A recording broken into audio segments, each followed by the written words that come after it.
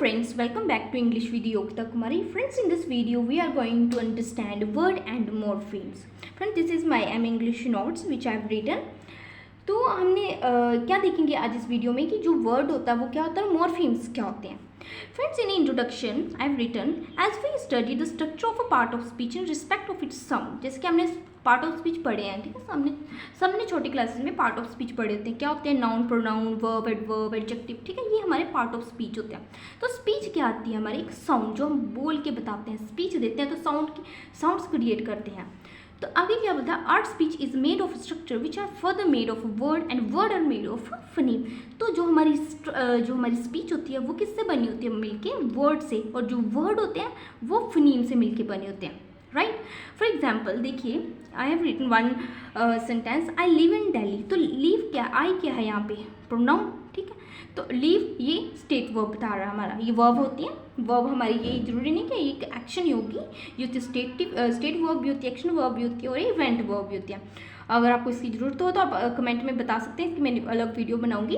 और इन क्या है हमारा प्रेपोजिशन और दिल्ली क्या है हमारा नाउन. तो हमने देखा कि कैसे पार्ट ऑफ स्पीच जो हमारे सेंटेंस में जो वर्ड आ रहे हैं ये डिफरेंट पार्ट ऑफ स्पीच से बिलोंग करते हैं. ऐसा नहीं है कि एक जो वर्ड है सारे के सारे नाउन ही है, सारे के सारे प्रोनाउन ही है. नो, ये डिफरेंट पार्ट ऑफ स्पीच से बिलोंग करते हैं. राइट. आई होप यहाँ तक आपको समझ आया होगा.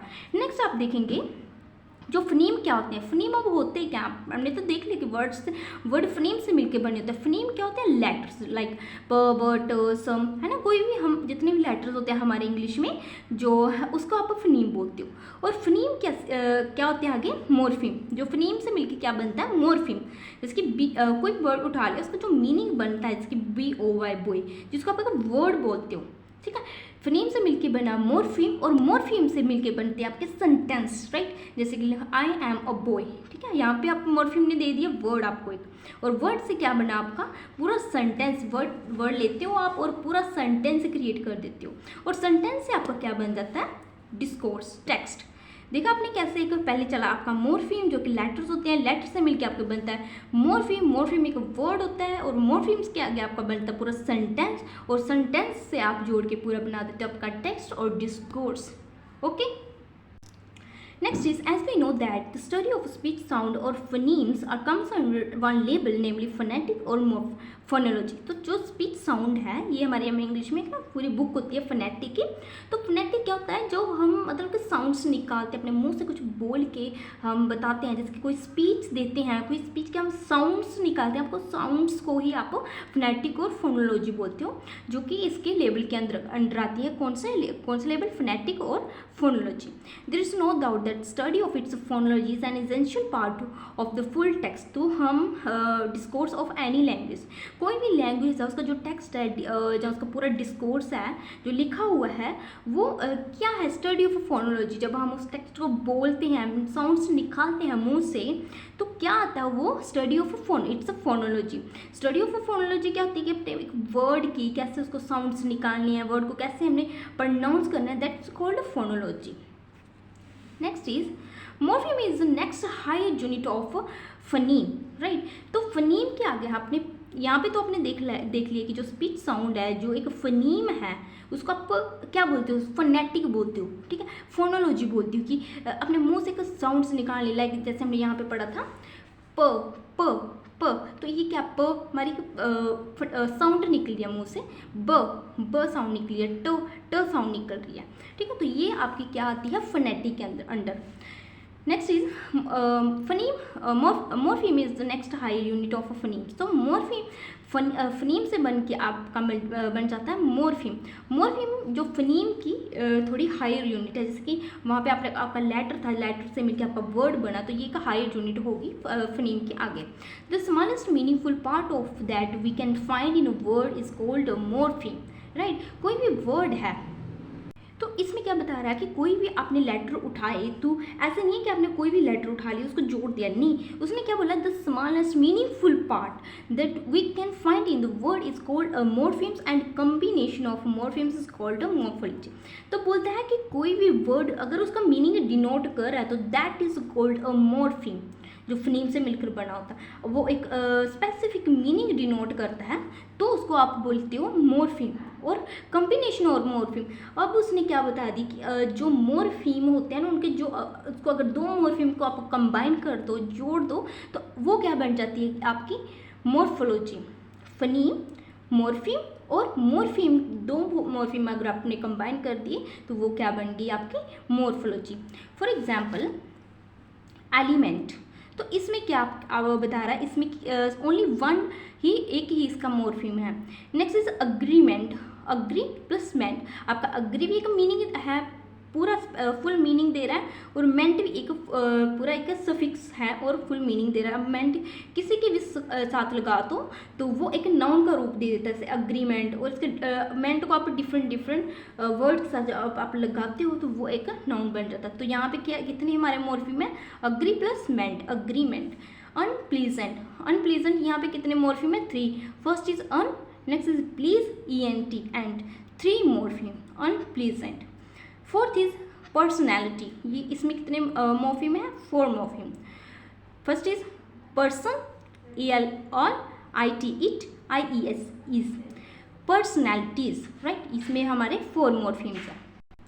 लास्ट इज डिबायोग्रेबिलिटी, तो इसमें ये क्या बता रहा है, 5 मॉर्फीम्स है। First is DET, BIO bio, 2 GRAB grab, ILE, ITY इल्टी, डिबायोग्रेबिलिटी। तो ये क्या बता रहा है, 5 मॉर्फीम्स। तो कैसे आपने बताया कि अगर हमारे जो मॉर्फीम है वो जरूरी नहीं कि एक ही मॉर्फीम होगा, वो डिफरेंट मॉर्फीम से कंबाइन हो गए तो वो क्या बता रहे, वो क्या बन जाती है, morphology. Next is this necessitates the fixing of some criteria for determining whether a particular part of a word is a morpheme or not। तो क्या बता रहे हैं यहाँ पे कि क्या कोई पर्टिकुलर जो पार्ट है वर्ड का, क्या वो फनीम है या नहीं, ठीक है ना, किसी को भी फनीम नहीं बोल सकते। यहाँ पे आगे आप ध्यान से सुनोगे।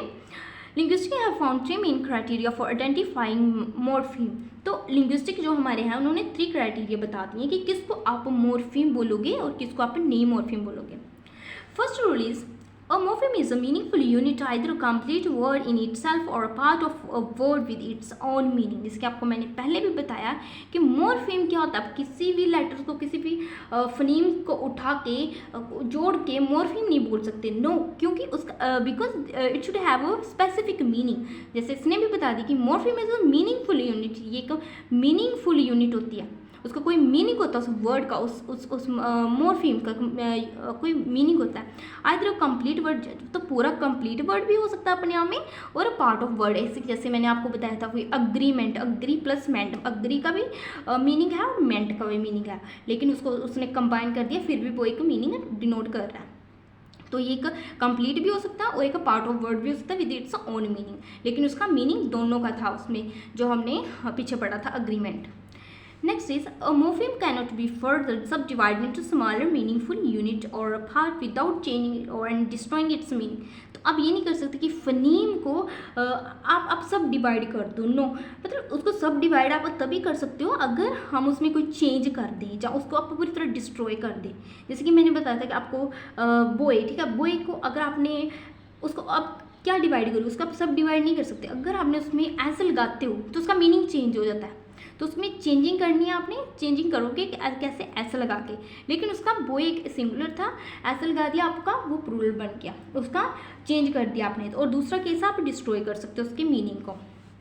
Third one is it repairs in different verb environment और कंडीशन विद रिलेटिवल स्टेबल मीनिंग। तो उसका जरूर है, मतलब उसका एक स्टेबल मीनिंग जरूर रहेगा, चाहे उसको आप कुछ उसका रिपेयर करते फिर से उसको मतलब तोड़ मरोड़ के बनाते हो, बट उसका एक स्टेबल मीनिंग होना चाहिए।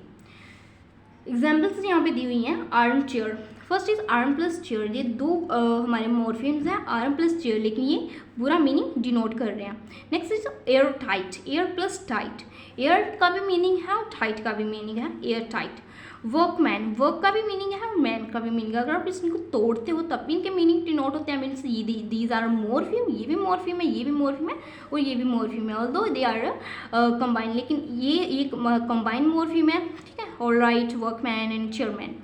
Next is no doubt that each morpheme has a meaning itself, and when it combines with another word or morpheme gives combined meaning of both morphemes। जैसे कि उसने बोल दी कोई डाउट नहीं है, जो फनीम है ना हमारे, ये आप अपने आप में एक पूरा मीनिंग देते हैं, और अगर इसको आप कंबाइन कर देते हो दूसरे वर्ड के साथ या दूसरे मोर्फीम के साथ, जैसे कि आपने आर्म चेयर को चेयर के साथ, आर्म को चेयर के साथ आपने कर दिया था, फिर भी ये मीनिंग दे रहा था। दोनों के आप दोनों केस में आप मोर्फीम बोल सकते हो। For example arm chair means chair with arm. तो जैसे कि आपने इस वीडियो में देखा कि कैसे आपने इस लास्ट केस में आपने देखा कि जो हमारे मोर्फीम्स होते हैं वो एक पूरा मीनिंग डिनोट करते हैं, चाहे वो एक छोटा सा उसका है पार्ट जहाँ पूरा कंबाइन करा है, लेकिन दोनों के मीनिंग आ रहे हैं। इस केस में आप मोर्फीम बोल सकते हो। ऐसे नहीं कि आप किसी भी फनीम को जोड़ के उसका मीनिंग नहीं है तो आप मोर्फीम बोल दो, no. So friends, I hope आपको ये वर्ड एंड मोर्फीम का कॉन्सेप्ट समझ आया होगा। अगर आपको कोई भी डाउट हो तो आप कमेंट सेक्शन में जरूर पूछ सकते हो। And if you like this video please subscribe, share and comment this channel. Thank you all of you.